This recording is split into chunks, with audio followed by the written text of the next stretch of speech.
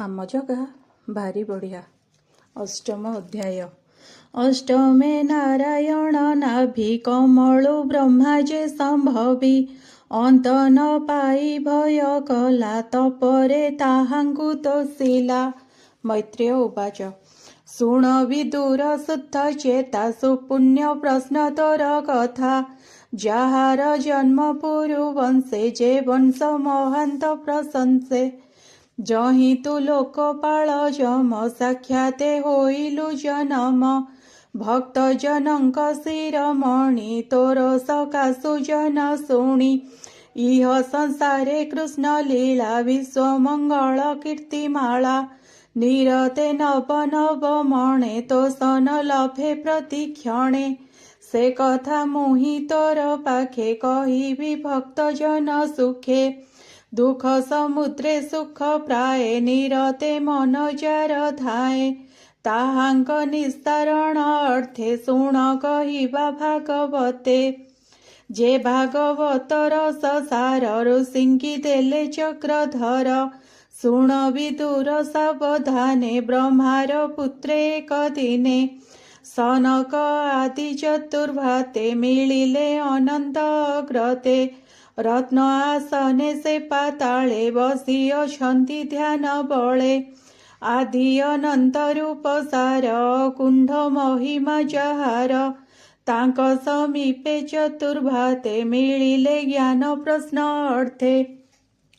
परम तत्वे करी इच्छाए कु अनेक कले पूछा स्वभावे स्थिर जा शरीर देव मानवे अगोचर से वासुदेव बहुमान्य ध्यान करन्ति संकर्षण मृणाल कोश प्राय देहि उन्नील चक्षुजुग बहि विबुध जनंग आनंदे सुखे निश्चल जोगानंदे निर्मल भगवती नीरे धौतक बरिभार शिरे से जटा कलापे चरण पद्मेन मन्दी मुनिगण जे पादे नागंग कामिनी विविध उपायन घेनी सेवन्ती जे उपाद गते उत्तम वर प्राप्ति अर्थे सुस्वर गीतनाद ध्वनि गद्गद अनुराग घेनी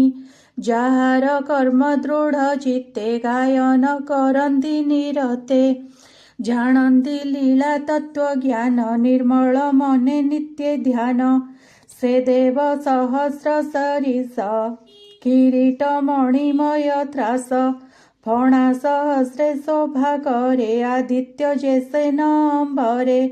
तार चरण रज शिरे सकल धरि विनयरे पूछिले सार तत्व ज्ञान जा शुणी उद्धरिबे जन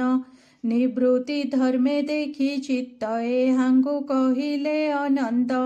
से पुणी प्रश्न अनुरागे कहिले सांख्यायन आगे से सांख्यायन जोग ध्याये परमहंस दीक्षा बहे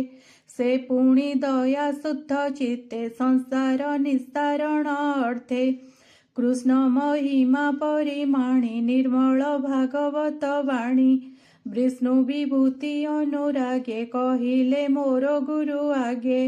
आपर बृहस्पति आगे देव समूहे प्रिय भावे से पराशर महामुनि पौलस्त्य मुनि आज्ञा घेनी दयालु मुनि पराशर कहिले मोहर आगर से ब्रह्म गुह्य वाणी एबे शुण कहिबा तोते भावे तु शुद्ध चित्ते बश्च शुण ए आदि परम पुराण जे विश्व सृष्टि पूर्वे थिला प्रलय जले नाश गला परम सुखे भगवान निद्रारे मुद्रित नयन प्रलय जल निधि मध्ये अनंत सच्चारे आनंदे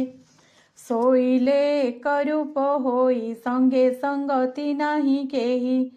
निश्चेष्ट आत्म सुखे रत भूते निवेशी पंचभूत आत्मा आश्रित सूक्ष्म भूते कालात्म शक्तिर आयते शोकीय जले करी वास जेह्ने काष्ठरे अग्नित्रास विष्णुर जनि प्रकाशिला 4 सहस्र जुग गला जले शयन भगवान जे आत्मशक्तिर निदान तार आयत काल बळे सृष्टि समय सुमरिले से पुणी कर्मतंत्र होई पूर्व जीवंकु देहे चाही ताहांक अवतार अर्थ सूक्ष्मे निवेशी दृष्टिपथ क्षोभित सृष्टिर कारणे स्वयं प्रवेशीर जगुणे से काल बलर निश्वासे मिलिले विष्णु नाभिते से नाभि मध्यु पद्मकोश तक्षणे होइला प्रकाश कर्म बोधिपा काल बळे रूप विराजे महाजळे उदित रविप्राये मानि जळे प्रकाश आत्मजोनि से लोक पद्मे नारायण स्वयं प्रवेशर जगुण सकल गुणे से प्रकाश सहस्र रवि जिणी त्रास से पद्म कर्णिकार मध्ये ब्रह्मा प्रकाश वेद पदे विधाता नाम जे बोलाई जार शरीर कर्ममयी स्वयंभू नामे से स्वभावे उदय निज कर्म लाभे से पद्म मध्ये ब्रह्मा रही बसी सकल दिगे चाही न देखी लोकंक उद्देश तक्षणे चाहिला आकाश होइला तार चारि मुख केबे न लभई सुख प्रलय पवनर बळे लहरी ब्रह्म महाजळे आत्मा को न जाणई भले जे लोक तत्व पद्म तुले कहूँ आइली केउ देश न जानी आत्मार विशेष ए पद्म काहू पूजिला कि बाए जल मध्ये थिला स्थल न थिले जल काहीं ए मन्त मने विचारई।